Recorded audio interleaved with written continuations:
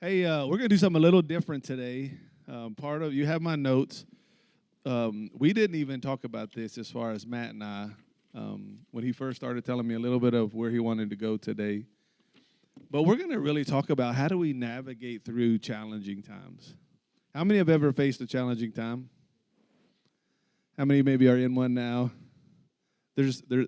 Listen, they happen, and there's some things that we can learn. And a lot of you know Robert and the story of all that he's gone through. But I just thought it would be great for us to interact a little bit. The Bible says we overcome by the blood of the Lamb, which is what Jesus has done, and the word of our testimony, which is what we do. When we can share with other people how God has helped us and strengthened us, it's key for us to walk through challenges. So we're going to do a little bit of a kind of interview type thing, and I just want you to be encouraged today by Robert's story. And there'll be a lot of different things that we navigate through as we talk about it. But we want to start with maybe, Robert, just introduce yourself and just kind of start the process of how we got to first start talking about this. Okay, thank you. Some of you know me. My name is Robert Mariani. I was born in Chicago back when rotary phones were around. So I'll just leave it at that. I grew up there, and in 2006, I moved here to Charlotte. And I came here for work, and it was a big change for me coming from Chicago. I had to get used to just not knowing anyone here.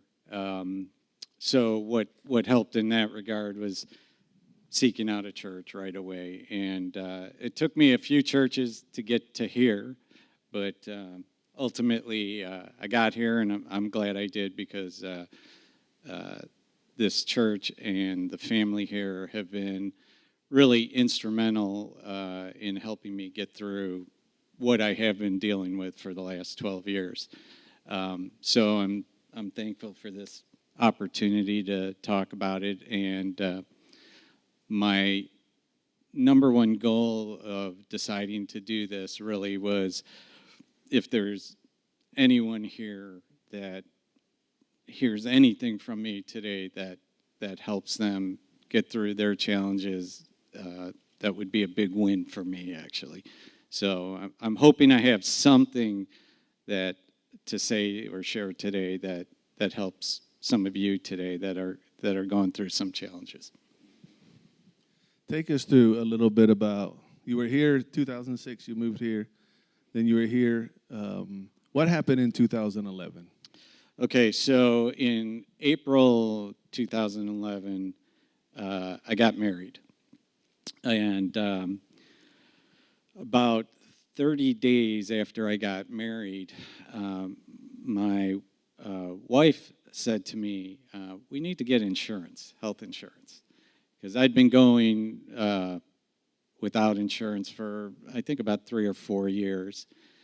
And so I went out and got insurance. And about, I'd say, 60 days after that, right around in beginning of June or so, I would start to take, she traveled a lot for her work, and I would take the dog out for a walk, 15-minute walk, and I would come home, and I'd start to take 3-hour naps from that. And that was really, initially at first, I didn't notice anything wrong with that. I thought it was just kind of an odd pattern, and then it just kept getting worse and worse. And so I went and had a physical exam, but the day before I went, as I was in the shower, I was just kind of washing soap on my neck, and I felt a bump there, one that I'd never felt before. And I knew what that bump was. I knew it was a lymph node, and I knew that it shouldn't have felt the way it did. But I didn't make the connection to where ultimately it would land me. And went into the doctor's office. Doctor starts asking me some questions about my fatigue and other symptoms going on. And then he felt my neck, and he paused as soon as he felt it. And the question he asked me, as soon as he asked me the question, I knew I was in trouble. He said, "How long has that been there?" And he ordered a battery of tests.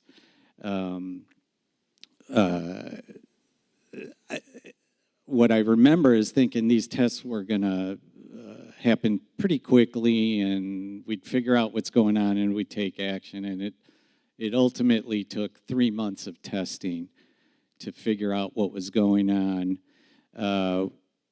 And ultimately, I got a diagnosis of blood cancer.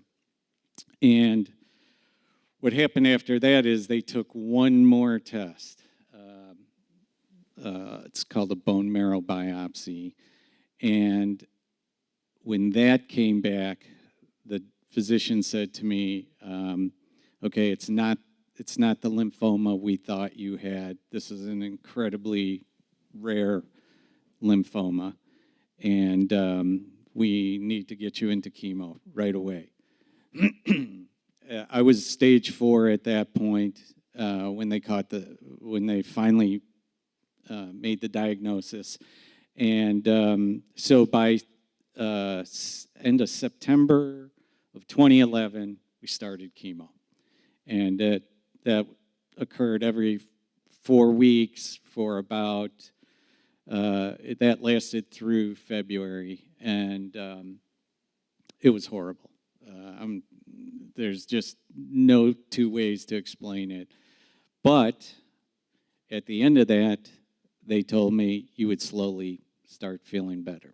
And so we had a summer of about 4 or 5 months of we could see numbers starting to get a little better. I was starting to feel a little better. But then around September or so, the numbers plateaued, and I could tell something was changing. And by November of 2012, I knew I was in trouble again. And the chemo had failed, essentially is what happened. And so my doctors at that time here locally, they wanted me to go into a new regimen of chemo right away because not only was I physically in pretty bad shape, but my blood work just looked horrible. And backing up to when I got my first diagnosis, I got diagnosed at Wake Forest Baptist up in Winston-Salem. And at that time, I asked for a second diagnosis just to confirm what was going on. So I went to Duke, and the physician there, she went through all the paperwork, all the testing and everything that we did at Wake Forest. She not only agreed with the diagnosis, she agreed with the treatment plan. And then she said something to me. She said, have you ever heard of Dr. Treon at Dana-Farber Cancer Institute in Boston? I didn't write that down. I said, no, I've never heard of him. And all I was hearing is a confirmation of the diagnosis. I wasn't focusing on that doctor's name at all. And all I was focused on is I got to get the chemo. So jumping forward again, we went through the chemo failed, and my local oncologist here in Charlotte was ready to put me into chemo again, and I said, well, I'm going to reach out to Dana-Farber Cancer Institute. And I told him the doctor's name, and he knew of that physician. And he said, okay, I don't like the idea of not treating you right now because you're in bad shape, but if you think you can hold on, then then you should go see that physician. So I ended up sending an email to that physician. that to me in itself was a miracle because I never wrote the guy's name down. It was a whole year later, but somehow, some way, it must have been God who just put his name in my head again, and I reached out to that physician. Within 2 weeks, they were setting up an appointment for me to come in April of 2013 to see them. So I went there. I was with my wife at the time, and we went and had an appointment. I had 2 emergency procedures done when I got there. It was only supposed to be a 2-day consultation. I ended up staying there 4 days. And what happened was the physician at the time said, look, I think you have 2 choices right now.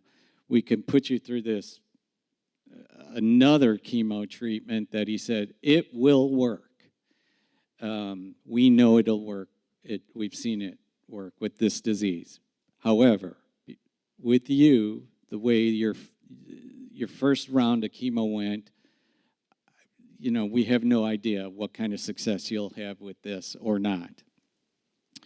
He said, we have 1 more slot open for a clinical trial of a new drug we're testing. We have been seeing success with it, but again, there's no guarantees with it. So he asked my wife and I to take a day to think about it. That night, we prayed about it, and I just felt like, okay, let's go for it. Let's try this new drug. And after I tried that drug, like within 30 days, it started knocking back the cancer fiercely. But I also became the poster child for every side effect that drug had. So over a series of 6 months,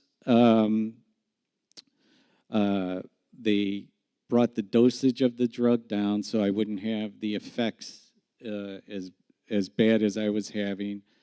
I was still having success with the drug, and we were down at 1/3 dose, and I stayed on that drug for about 7.5 years, and I still had all sorts of problems going on, but they were all greatly reduced because this drug was so effective.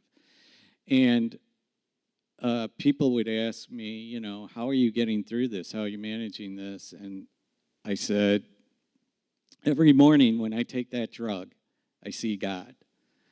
And I see him in this medication because I knew this was such a miraculous drug for me that it had to have God's hand on it through the physicians, through the scientists, through the research.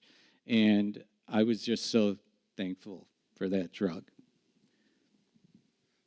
What happened after the 7.5 years when that? Because you went through a time when your health just took a really bad turn.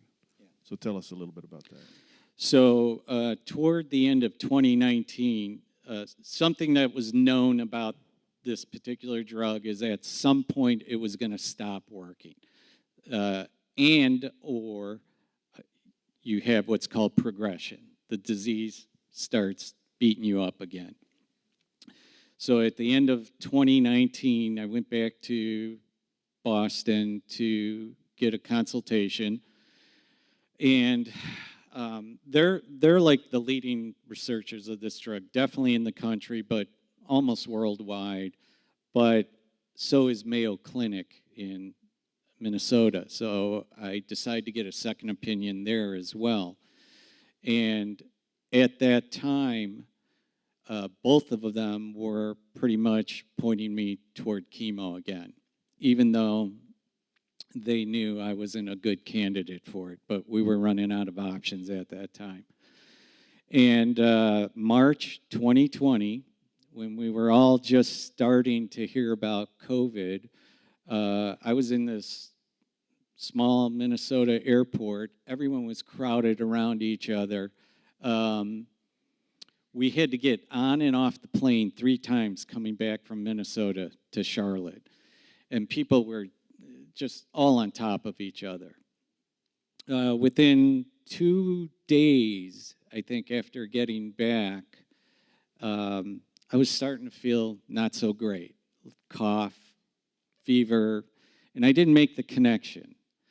And I think Benita made the connection because she was going to bring some food by because I wasn't feeling well. And I decided to call my doctors up here, my primary care physician, and they said, well, you better go get tested for COVID, which that freaked me out because the cancer I have almost has completely eliminated my immune system. So that's why I have to be kind of careful in big groups. I probably will have to be all my life, irrespective of COVID. But I went and got tested, and I was rapidly getting worse and worse. And at that time, it took 8 days to get a COVID test result back. The day I got the test, in that evening, my temperature jumped to 104, and I was in really bad shape, and I called an ambulance early in the morning the following day, and ambulance came, and I didn't realize still, even at that time, how bad COVID was getting in the world until the ambulance drivers drove up in hazmat suits, and I knew I was in trouble then. And got in the ambulance. They took me downtown. I was in the emergency room for 45 minutes, and they took chest X-rays. They saw what a mess I was. My lungs were. What happens for people who really get attacked with COVID is they get this crystallization in their lungs, and it just drastically impedes your ability to breathe. And they rolled me into the ICU. ICU unit was filled. Every room was filled at the time. And within an hour, one of the physicians walked in with the apparatus that they put down your throat for putting you into intubation. So at that point, it got very real for me. I wasn't sure what was going to happen, but I actually pushed that off for about 10 days, and I stayed in the ICU for that long. And then they took me back to a regular room, and they had my oxygen at such a high level for 3 more days, and they kept coming in every day saying, we need to put you on the ventilator. We need to put you on a ventilator. And then on the last of those 3 days, like 5 doctors walked in at the same time. And one of them sat next to my bed and said, it's time to make a decision. They were running out of ventilators at that time. And I had a doctor sit right next to me and just ask me, why don't you want to get on the ventilator? I said, really? 80% of people aren't coming off of these things. And you're asking me why I don't want to be on it. And she said, well, you have no oxygen. And it's just a matter of time till this doesn't go the way you want it to go. So at that time, they started also asking me, do I have like power of attorney? Do I have all the will documents in place and so forth? So I'm on the phone with my brother, who's my power of attorney. I'm signing documents as the doctors are talking to me, as everyone's starting to hook me up for the ventilator. And the very last person I communicated with just before they put the needle in to put me asleep, I shot a text to Scott and I said, just please pray Psalm 91 over me.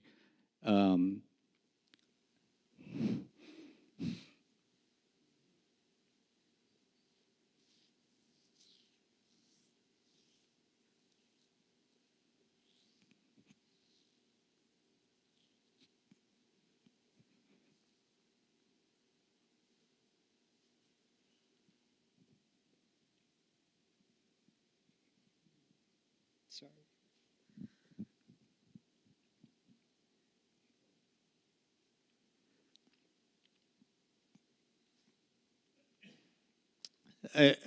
I said, I don't know if I'll. Thank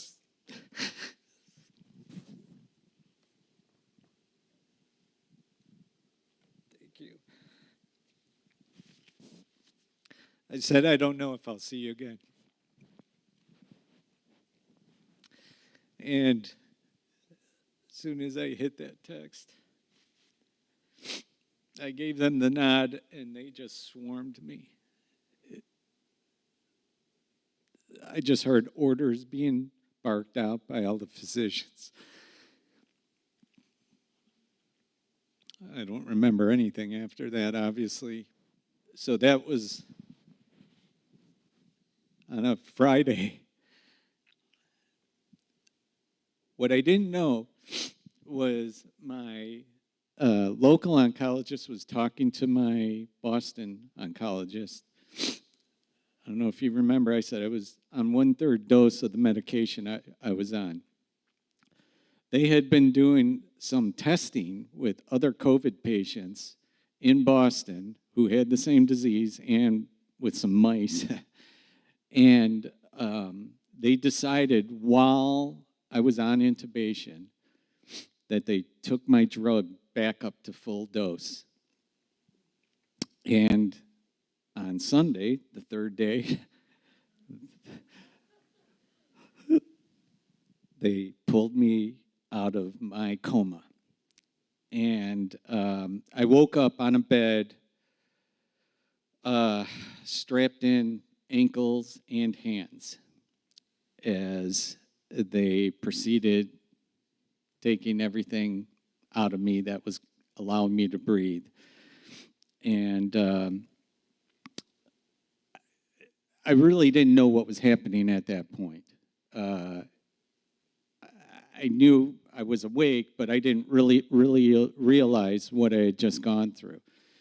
And the doctor said to me, you know, we don't usually pull people off of this so quickly. And in my head, I didn't say it to him. I go, or at all. And from that moment on, I started getting more and more clarity of what just happened. And so that started the recovery process. And I stayed in the hospital almost 3 weeks.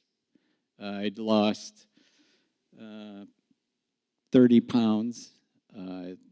It was pretty bad. And the recovery process thereafter took me almost, I'd say about 6 months.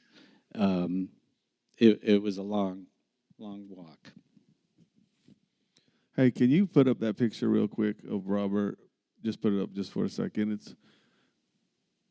That was him in and out of the hospital. Last hospitalization. That was his last hospitalization. I mean, just you could tell how the effect it had on him, and all that he went through. But he's here today. That's that's the thing. He's here today.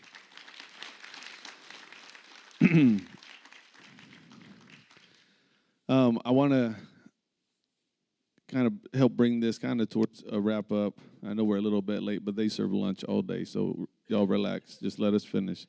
But there was something in this process where, due to all that he was talking about, in and out of the hospital 90 days over a 3-year period, and having to live in isolation, literally having to be by himself every day, just to protect himself, and to prevent any type of, germ or whatever.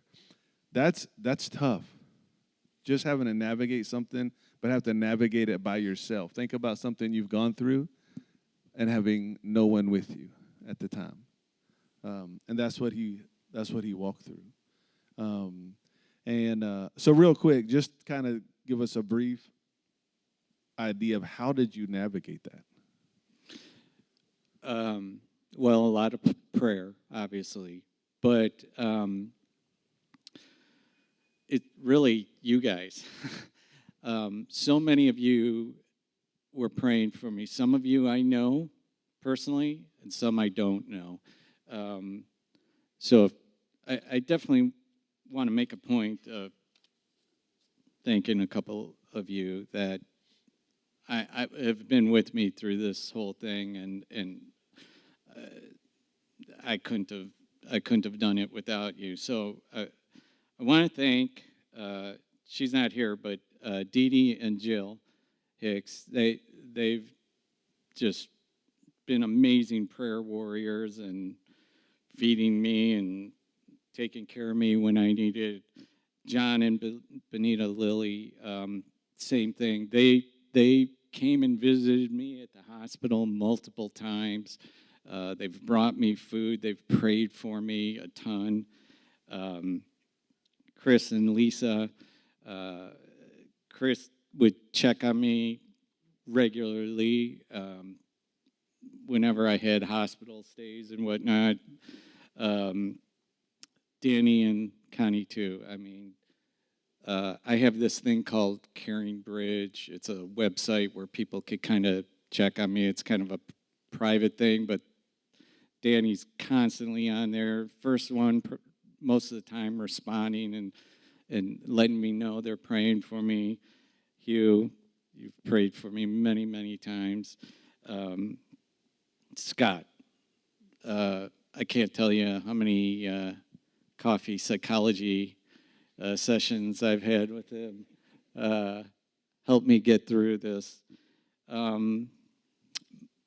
She's not here, but my ex-wife. I mean, she's prayed for me many times. She was kind of my West Coast prayer manager.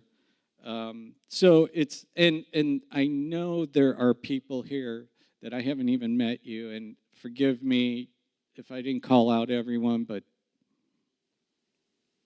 thank you.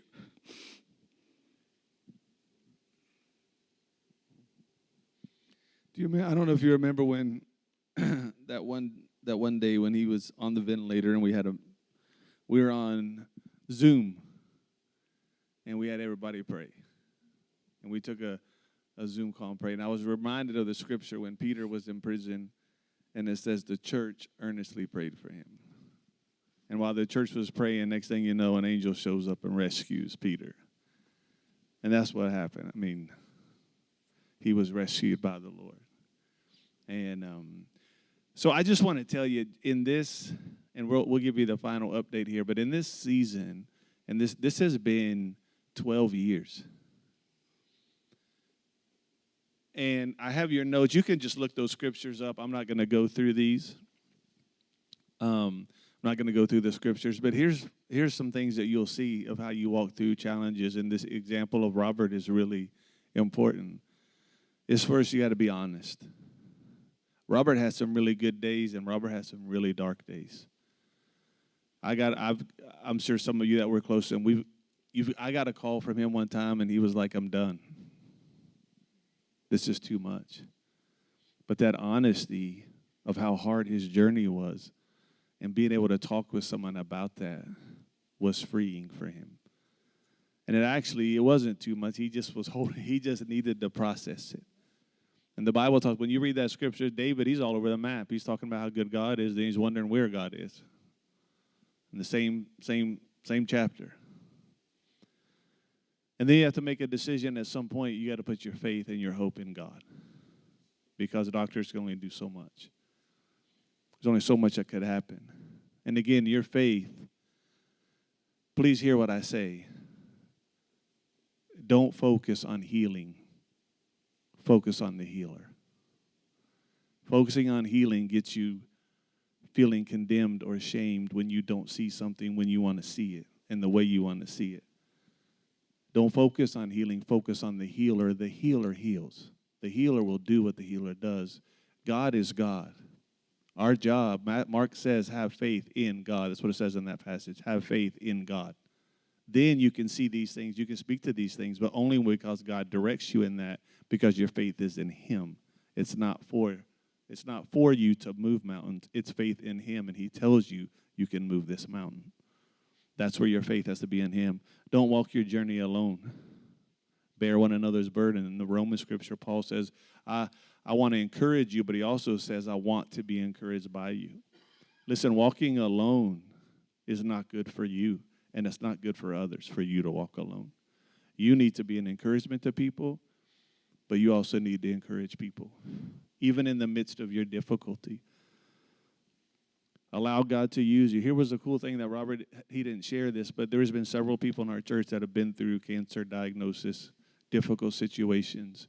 Now, Robert has every time when he's heard about someone going through something, he has gotten on the phone and he's reached out and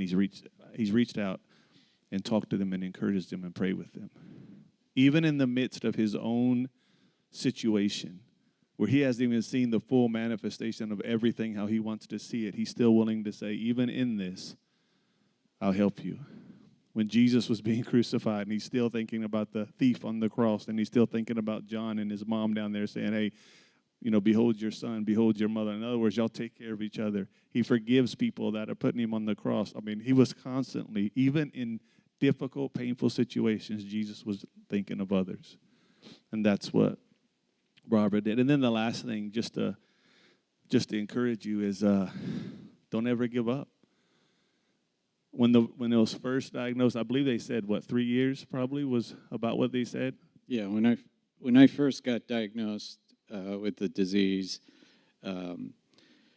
they told me I have 3 to 5 years. And what I didn't mention is my dad, when he was 48 years old, he died from the same disease in 8 months.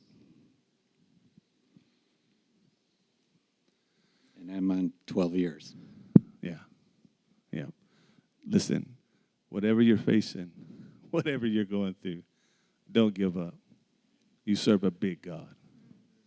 You serve a really big God that can navigate and help you get through and walk through whatever it is you're facing. Robert's lived it, and he's lived it. I've been very proud of how he's walked this out. Honesty, yet a heart that really wants to just trust and believe, and has been willing to be used of God in the middle of really difficult situations. That text he sent me, that's hard text to send. That's a hard text to receive. To think this could be it. And knowing that as a pastor, I couldn't even get in the hospital. I couldn't even get there to see him. There's nothing that could have happened at that moment. But we just pray. And nobody knew but God that one day we're going to sit on this stage and say, look at here. God saved his life. Because he's not done. So we keep going. Now here's the cool part as we wrap up. Recently he was telling me about the when the drug he was taking was wearing off. He went to Boston and they were giving him a couple options. The one option was this new drug that they wanted to get approved. He had to get it approved by his insurance because the old drug was no longer working. And his numbers went way up, and it was not good. And why am I telling this? Just tell it. What am I doing? I got Robert right here. Go ahead. Tell him about the drug part. So about 3 months ago, the cancer just got acutely aggressive, and I had to have a emergency procedure done where they effectively drained all my blood out of me, separated plasma out of me, fed me new plasma, and it was just a Band-Aid to get to Boston to talk about a new treatment plan. Well, a new drug that's being tested but not approved for this disease was in clinical trials, but the trials were closed, so I couldn't even get into the trials. But my physicians there in Boston said they would appeal to my insurance company and try to get me onto this drug. That was a 3-week process while the cancer was just getting really out of control, and I was getting really sick really fast again. And they denied it all 3 times that they attempted to get me onto the drug. And so that was a 3-week period. On a Monday morning, I received the final email from the physician saying we were not able to get it approved. About 5 hours later, from the specialty pharmacy department at that hospital, I talked to a consultant there that said, we have a relationship with the drug company, and can you fill out this form work, and we're going to submit it to them, and we're going to see if they will provide the drug to you.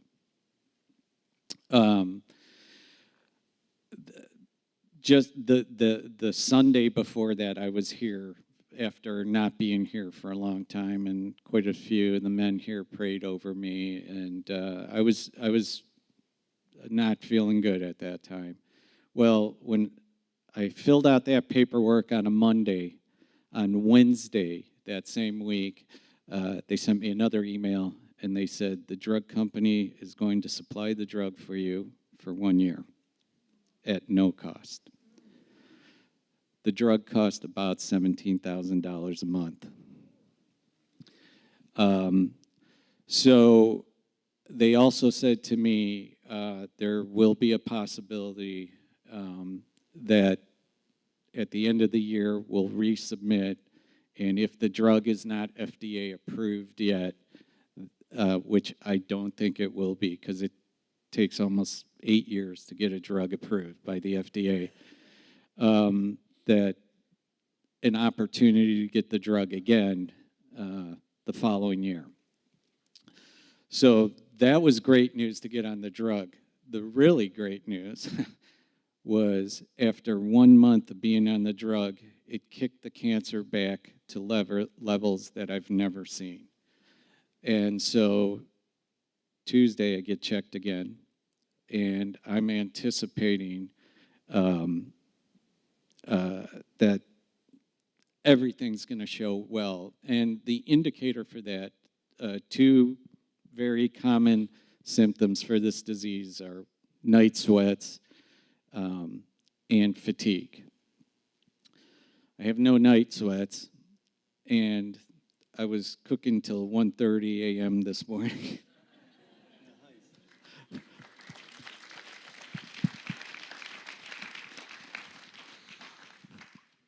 Did you bring us anything? I was going to say, no, listen, I'm just telling you, $17,000 a month. God doesn't just heal and sustain life, God provides. That's $204,000 a year. I did the math. So don't think like he's on his phone while he's talking. No, I was adding up how much that is. $204,000 that God said, I got you. I got you. So I want this to be an encouragement to you. And I'm going to ask, as we close service today, I'm going to ask the elders if you would come up front, because here's the deal. I want you, if you're going through a difficult situation, I want you to be honest about it, and I want you to come let someone encourage you and pray for you. I want you to allow people to walk this journey with you, because there were days that had Robert not had people around him, it would have been a different story. We need, and I want to just debunk the whole, but I got God. Listen, sometimes that's how you have God. God uses people. So that's not an excuse to be by yourself. God still wants to bring people around you that can help you and encourage you. So when we close, Robert's going to close us out in prayer. And then I'm going to ask, even while Robert's praying, if elders, if you could just come to the front, and then we'll dismiss service. And if you have a need, I'm going to ask you just to come to the front and let them pray for you, because there's no reason for you not to allow people to walk with you, and you believe that you can see results of whatever it is you're facing, that God can make a way where there seems to be no way.